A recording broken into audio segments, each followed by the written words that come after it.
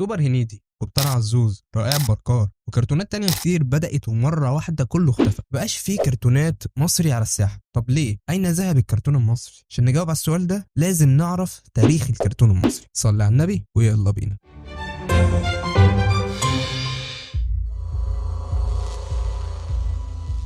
في سنة 1997 سوزان مبارك بتسمي العام ده عام طفل الجنوب، وبتكلف الأستاذ سهير الأتريبي رئيس التلفزيون المصري الوقت ده والأستاذة منى أبو النصر إنهم يعملوا فيلم قصير عن الموضوع ده، وفعلا يعملوا الفيلم ويكتبوا المؤلف عمرو سمير مصطفى. ولو متعرفش فده مؤلف روائع يوسف الشريف كلها، الصياد، رقم مجهول، لعبة إبليس، النهاية، وأعمال تانية. وبعد ما الفيلم القصير ده يتعرض وينجح قرر الأستاذة منى أبو النصر إنها تعمله مسلسل كرتون. هتقولي يعني ما كانش فيه كرتونات ساعتها ولا قبلها؟ مين اللي قال لك كده؟ كان فيه على فكرة، وبرده كان إخراج مين؟ منى أبو النصر، أم الكرتون المصري، mother of the Egyptian cartoon. أنا آسف على الإنجليزي اللي أنا بقوله. I will prepare my papers to be the best in this world.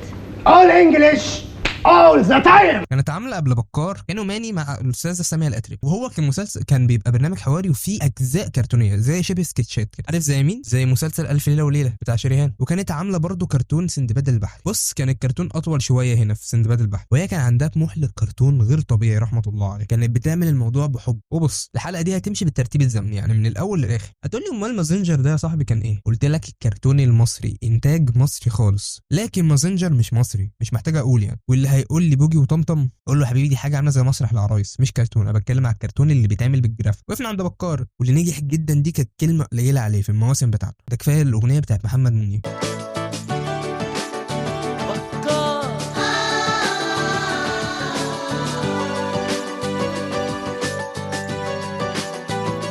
بالمناسبة اسم بكار ده اسم عائلة في النوبة. لما أستاذ عمرو سمير نزل النوبة عشان يعيش التجربة قبل ما يكتبها، وده اللي بينجح الحاجات على فكرة، اكتشف إن في عيلة بالاسم ده هناك، ومسلسل يكمل أكتر من 9 أجزاء. في سنة 2001 ينزل كرتون برضو اسمه مغامرون الخمسة.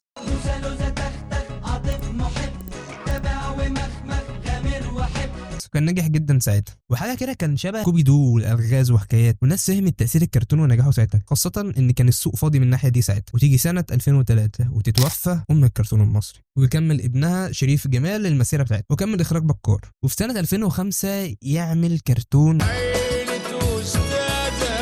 مش عارف ليه انا خدت بالي من الحوار ده، ان اي كرتون مصري في السنين دي كان بيتعمل كان بيبقى التتر بتاعه حلو جدا. وتاليف مين؟ عمرو سمير مصطفى برضه. والمسلسل كنت تحسه اجتماعي اكتر منه الاطفال، بينتقد حاجات كده في المجتمع، وكان بتاع استاذ سمير غانم ودلال عبد العزيز الله يرحمهم وبناتهم. وكان جميل جدا على فكره. وتيجي سنه 2007 وينزل 3 مسلسلات كرتون، وهم سوبر هنيدي وكراكيب وسنوحي. وبص انا مش عارف ليه الناس كتير مش عارفه الكرتون كراكيب، لو من عشاق الكرتون ده، وكلهم نجحوا، بس كان اكتر واحد نجح فيهم كان سوبر هنيدي وسنوحي. والمناسبه كراكيب اللي ما يعرفش الكرتون ده بطوله احمد رزق واشرف عبد الباقي، وكان بيتكلم عن 2 عايشين في الفضاء في كوكب كله كراكيب. مش عايز احرق لك اكتر من كده عشان لو عايز تتفرج، وخصوصا ان المسلسل من تاليف مين؟ احمد امين، ودي كانت من اوائل اعمال احمد امين. اما بقى سوبر هنيدي ما اعتقدش مفيش حد معاه. المسلسل ده كنت بحسه للكبار اكتر منه للصغيرين، كان بيبقى فيه اسقاطات كتير كده، بس برضه الصغيرين حبوه، وكان عامل حاله حلوه. وبرضه الكاستنج بتاعه كان جامد، حسن حسني، حنان ترك، طلعت زكريا بشخصيه صلعت اللي كانت ايكونيك في المسلسل، وعلاء مرسي بشخصيه عابدين اللي كانت حاجه عبقريه. المسلسل اخراج شريف جمال، وانتاجه وتاليف مين؟ عمر طاهر، مؤلف فيلم طير انت، عشان كده اكيد هينجح. في السنه دي بقى تحس ان سوق الكرتون كان نجح جدا وكان شغال حلو جدا، ابتدى سوق الكرتون ينتعش تاني. وفي سنه 2008 ينزل بسنت ودياستي اللي كان اخراج سامح مصطفى، مخرج كراكيب، وتاليف مين؟ احمد امين برضه، مؤلف كراكيب. والبطوله الاساسيه لصلاح عبد الله. كان معاه بقى في المسلسل مين؟ سامح حسين، واللي الشخصيه بتاعت العسكري بتاعته كانت ناجحه جدا، واللي خلى يطلب منه يعمل الشخصيه دي بره المسلسل. قرر يعمل الشخصيه دي بس بشكل تاني، ويعمل اسطوره القبطان عزوز.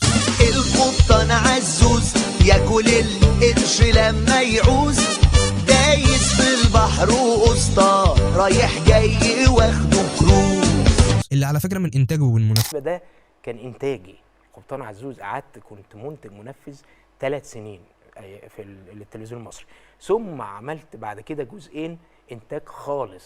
بص بقى قبطان عزوز كان حاله بحد ذاته، كان فعلا في ناس مش عارفه ان جوده هو سليمان عيد، وان عم سلامه وعبد الله مشرف، وان عمته هي انتصار. واللي بيحب الكرتون ده ما بيفرقش بينه وبين الواقع، كان دايما بيحس انه حاله كده بحد ذاته. وعلى فكره كان تقريبا بنسبه 80% ده كان اول كرتون 3 دي ويتعمل بالنظام التصوير بتاعه ده في الوطن العربي كله. كان من كتابه مين برضه؟ احمد امين. يعني معظم الكرتونات الناجحه من 2007 لحد 2011 كانت من كتابه احمد امين. في اخر موسم كان بيعمل 70% من الاصوات هو مع معوض اسماعيل، كان بيعمل دور البغبغان ودور الحيوانات التانية، وكان بيعمل بقيه الشخصيات. مش عارف ده كان ضعف في الانتاج ولا ايه. كان في محاوله لاعاده احيائه بالكابتن عزوز، واللي ما نجحش نفس نجاح القبطان عزوز، بس ما فشلش. وساعه نزول الجزء الاول من القبطان عزوز نزل الجزء الثاني من سوبر هنيدي. المسلسل نجح برده كويس جدا، ومسلسل برده ما اعرفش حدش بيتكلم عنه ليه، ولما حاولت ادور عنه على اليوتيوب ما لقيتلوش حلقات كتير. كان مسلسل لمصطفى قمر، اول مره يعمل كرتون ساعتها، هو وطلعت زكريا وداليا البحيري، اللي اسمه مبروك سلطان وجميله، واللي كان بيتكلم عن 3 حيوانات بيسافروا عبر الزمن. فبرده ده تحسه موسم ناجح كرتونيا جدا. وفي سنه 2010 ينزل مسلسلين من اخراج طارق راشد، وهو الاول اي كلام فاضي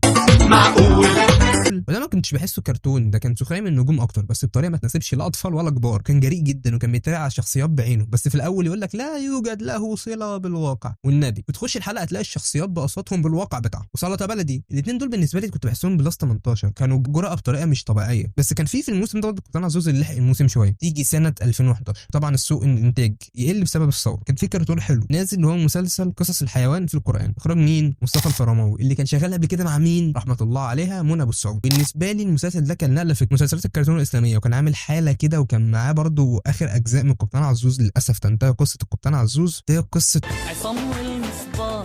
لو انت واخد بالك تحس ان الكرتون ابتدى سوقه يقل. عصام مصباح كان حلو، ما كانش النجاح اللي هو، بس كان ناجح، مش ناجح زي القبطان عزوز سوبر هنيدي، بس ما كان ناجح برضه، وكان ليه مشاهدين بتوعه اللي انا منهم بالمناسبه وبس. ومن ساعتها بقت مسلسلات الكرتون بقينا نحاول نحييهم تاني، مالناش نبتكر من جديد. زي بكار حاولنا نرجعه سوبر هنيدي، بس ما كانش فيه حاجه اللي هي البوم زي الموجود. وفي سنه 2019 ينزل اول كرتون مصري، تتفاجئ انه انتاج التسعينات، المفروض كان ينزل ساعتها، بس ما اعرفش ما نزلش ليه. والفيلم على فكره حلو جدا وطلع ترند من فتره. ليه ما كملناش؟ لدرجه ان حسيت ان الكرتون المصري مرحله زي السيت كوم وانتهى. والمشكله ان الكرتونات اللي زي بكار وسنوحي من انتاج تلفزيون المصري، فده من العوامل اللي ما بقتش فيه كرتونات، وهي ضعف الانتاج، ما بقاش في حد بينتج كرتونات كتير. كمان بقتش احس ان النجوم عايزين يعملوا كرتون. طب ليه؟ خلي بالك ان الكرتون بيخلي الممثل يعيش اكتر، واكبر دليل على كلامي مثلا تامر حسني. انتوا مش عارفينه بالاغنيه بتاعت الكرتون بس الاغنيه كل ما بتشتغل بيلاقي ان كل الشباب بيغنوها معاه، وبنفتكر تامر حسني والايام بتاعت الكرتون دي، وده كسبه شباب كتير. برضه من الاسباب ان جيلنا لغايه دلوقتي بيستنى اعمال سامح حسين وبيحبه جدا عشان اتعلقنا بيه، اسكان بالقبطان عزوز او فاطين وميشو. كمان انت عندك افضل مدبلجين في الوطن العربي من زمان، لدرجه ان عبد الرحمن ابو زهره خد افضل مؤدي لدور سكار من ديزني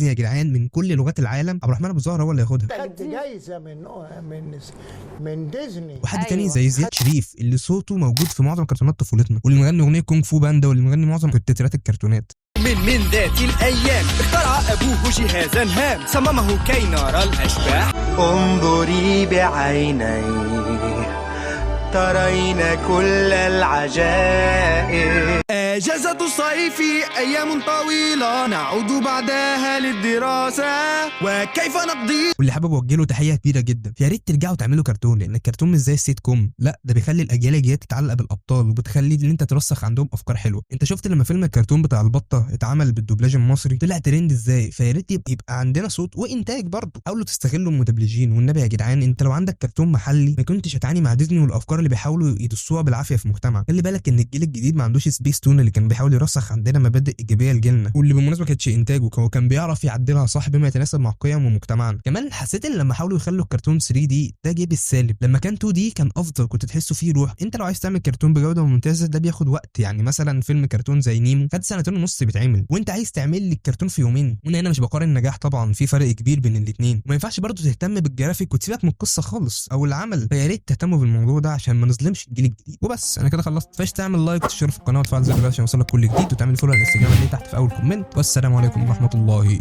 وبركاته.